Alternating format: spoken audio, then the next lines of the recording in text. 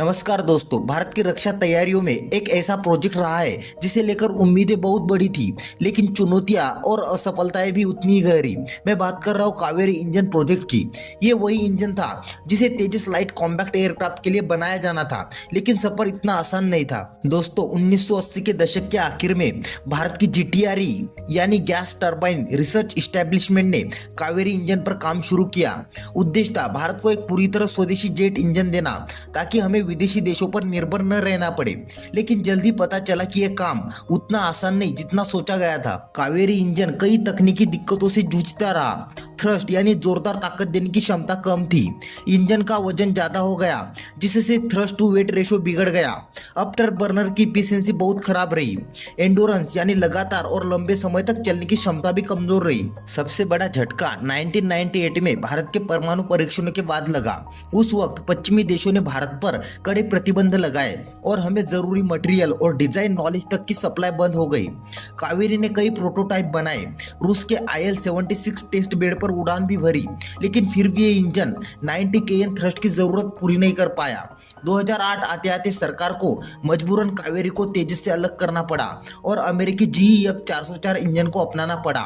यह भारत के लिए एक बड़ी रणनीतिक हार थी, क्योंकि सालों की मेहनत और अरबों रुपए खर्च करने के बाद भी हम एक फुल स्केल इंजन तैयार नहीं कर पाए। लेकिन DRDO ने इस प्रोजेक्ट को पूरी तरह बंद नहीं किया। कावेरी से सीखी गई नई टेक्नोलॉजी का इस्तेमाल करके एक नया वेरिएंट बनाया गया, ड्राई कावेरी यानी बिना आफ्टर बर्नर वाला इंजन। ये engine unmanned combat aerial vehicle के लिए डिजाइन किया गया। पेरिस एयर शो जैसी जगहों पर इसे दिखाया भी गया और प्रगति के संकेत भी मिले। लेकिन सच यही था कि भारत को अभी भी एक पूरी तरह ताकतवर फाइटर इंजन की जरूरत थी। दोस्तों, कहानी यही खत्म नहीं हुई। साल 2023 में फ्रांस के राष्ट्रपति की भारत यात्रा के दौरान एक नई उम्मीद जगी। भारत और फ्रांस की कंपनी सफ्रान ने जीटीआरई के साथ मिलकर एक नया इंजन बनाने का समझौता किया। सबसे बड़ी बात, सफ्रान ने पूरी टेक्नोलॉजी ट्रांसफर यानी पूरा तकनीकी ज्ञान भारत को देने की पेशकश की। ये एरो इंजन की दुनिया में लगभग असंभव है, क्योंकि अमेरिका, रूस, ब्रिटेन और फ्रांस जैसे देश अपनी इंजन टेक्नोलॉजी बेहद गुप्त रखते हैं। इस प्रोग्राम की खास बात यह है, 12 साल का प्रोजेक्ट टाइमलाइन, 9 प्रोटोटाइप बनाए जाएंगे। पहला वर्जन 120 kN थ्रस्ट देगा, बाद में ये 140 kN तक स्केल अप होगा। सबसे अहम, ये इंजन पूरी तरह इंडियन इंटेलेक्चुअल प्रॉपर्टी के तहत बनेगा।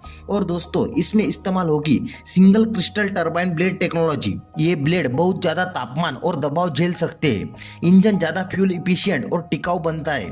थ्रस्ट टू वेट रेशियो भी बेहतर होता है, यानी ये इंजन 5th जनरेशन एयरक्राफ्ट के लिए बेहद जरूरी है। प्रधानमंत्री नरेंद्र मोदी कई बार कह चुके हैं कि एक स्वदेशी एरो इंजन भारत की सबसे बड़ी जरूरत है। ये सिर्फ सैन्य नहीं, बल्कि सिविल एविएशन और पावर सेक्टर में भी काम आ सकता है। अमेरिका, रूस, फ्रांस और यूके के पास ही असली आज इंजन टेक्नोलॉजी है। चीन भी अब तक रूस के इंजनों पर निर्भर है या कॉपी पेस्ट करता है। इसलिए भारत के लिए साझेदारी सिर्फ टेक्नोलॉजी नहीं, बल्कि रणनीतिक आत्मनिर्भरता की गारंटी है। तो आज की वीडियो में बस इतना ही। वीडियो अच्छा लगा तो प्लीज लाइक, शेयर और चैनल को सब्सक्राइब करना ना भूलें। मिलते हैं इसी तरह के अगले एक और नए इन्फॉर्मेटिव वीडियो के साथ। Thank you for watching.